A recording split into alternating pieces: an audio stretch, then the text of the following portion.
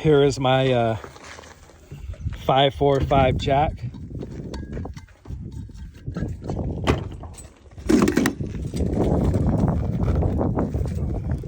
I got the Izzy Russian surplus furniture on it, original finish.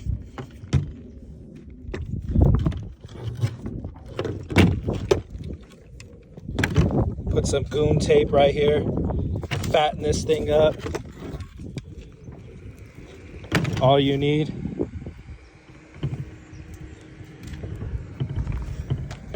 WBP flash hider.